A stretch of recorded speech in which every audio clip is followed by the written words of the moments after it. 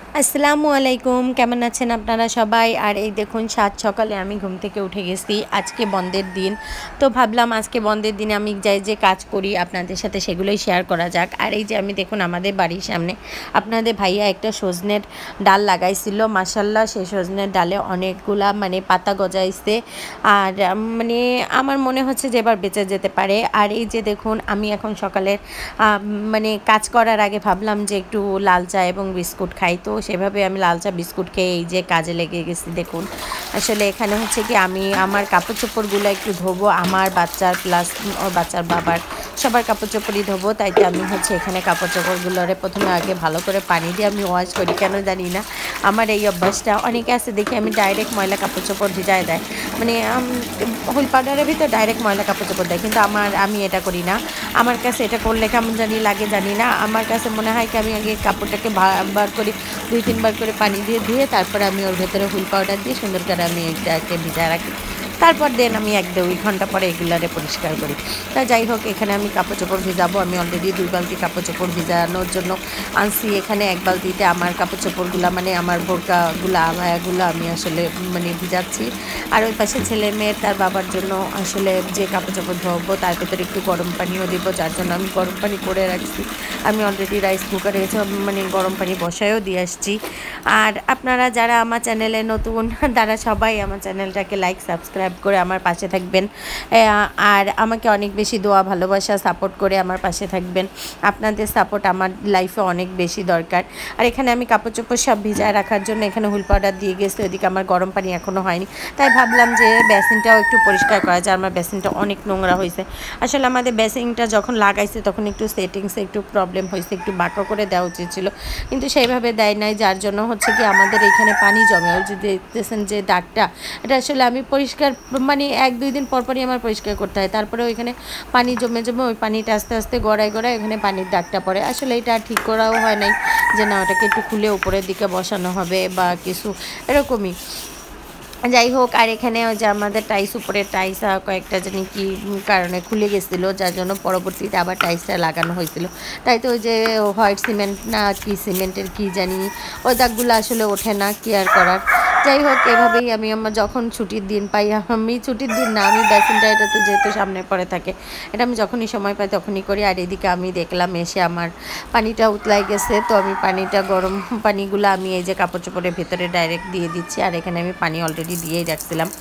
যাই হোক, তারপর আজকে আমি হচ্ছে সারাদিনের কাজ আর আপনাদের সাথে শেয়ার করতে পারিনি, আসলে ব্যস্ততার মাঝে। বন্ধের দিন থাকলে সেই দিন আসলে রিল্যাক্সের কিছুই হয় না, আরও বরঞ্চ কাজ বেড়ে যায়, এরকমই হয় মেয়েদের জীবন। আর এখানে আমি হচ্ছে কি আপনাদেরকে আমি চাল ভাজা দিয়ে কিভাবে মোয়া তৈরি করি সেটা শেয়ার করার জন্য আমি এটা দেখালাম।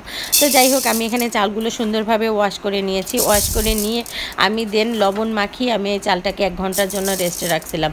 চালটা অনেকে আছে যে কোনো ধোয় না, লবণ দিয়ে ডাইরেক্ট ভাজে। আমি আসলে ওগুলো করতে পারি না, কারণ আমার ওরকম রুচিতে বাদে আমি ওগুলো খেতেও পারি না। আমার চালটা ভালোভাবে না ধুলে আমি ওইটা খাই না।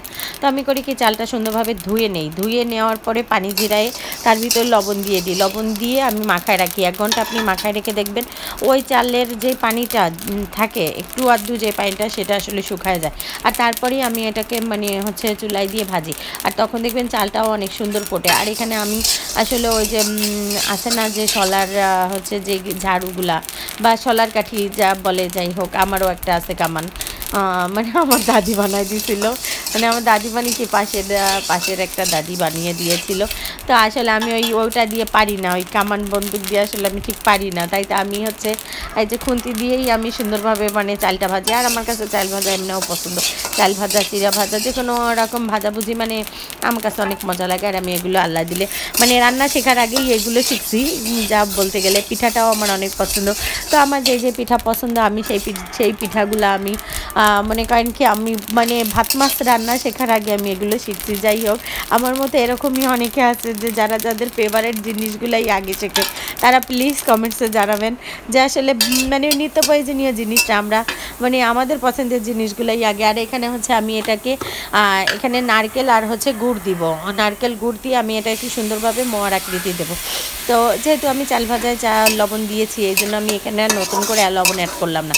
তো এখানে আমি নারকেল কোড়ানো দিচ্ছি।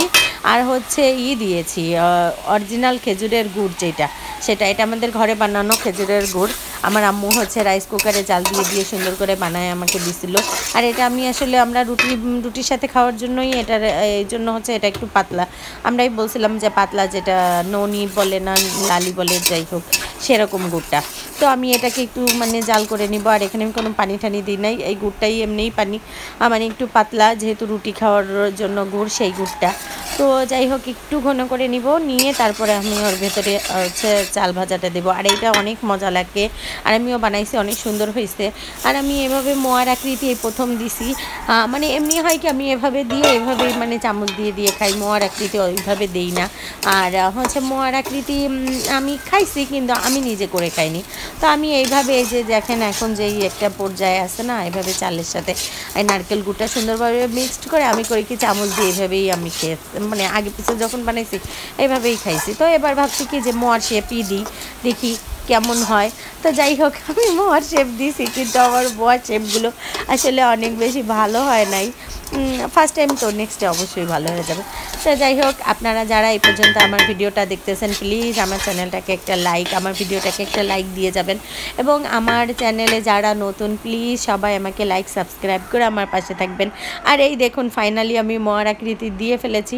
অবশ্যই অত ভালো গোল হয় নাই, এটার জন্য কি আর বলবো, আসলে শিখে নিব আস্তে আস্তে, সময়ের সাথে সবই শিখে নিব, এটাই স্বাভাবিক বিষয়। মানুষ কোনো কিছুই করে বা শিখে আসে না, একসময় সব কিছুই শিখে যায়, আমিও শিখে যাব। যাই হোক, আল্লাহ হাফেজ, আপনারা সবাই ভালো থাকবেন।